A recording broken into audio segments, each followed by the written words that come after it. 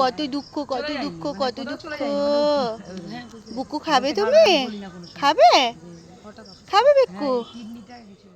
আমাদের জীবনের ছোট ছোট ভালোবাসাগুলো আমাদের জীবনকে অনেক এগিয়ে নিয়ে যেতে সাহায্য করে।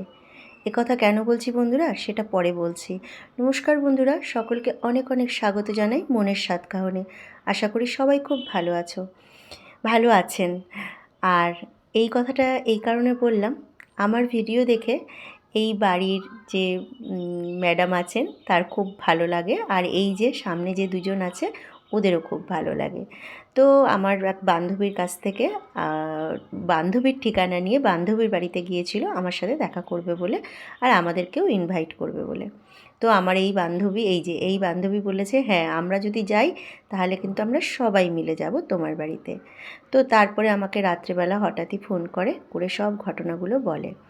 তো তারপরের দিন আমরা সব রেডি হয়ে এই যে আমরা সব বান্ধবীরা দলবল নিয়ে ওদের বাড়িতে হাজির হয়েছি। আর আমরা কিন্তু প্রায়ই এরকম ঘুরতে যাই এদিক ওদিক, বেশ ভালো লাগে।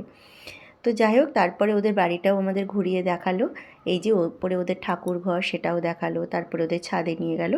আর তারপরে আমাদেরকে অনেক আদর আপ্যায়ন করলো, মিষ্টি সন্দেশ কোল্ড ড্রিঙ্কস সব কিছু খেতে দিল।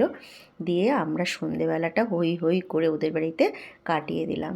তাই বললাম যে ছোট ছোট ভালোবাসাও কিন্তু জীবনের অনেকখানি পথ এগিয়ে নিয়ে যেতে সাহায্য করে। তো ভালোই কাটলো বন্ধুরা সন্ধেবেলাটা। তারপরে আমরা সবাই মিলে বাড়ির দিকে রওনা দিলাম।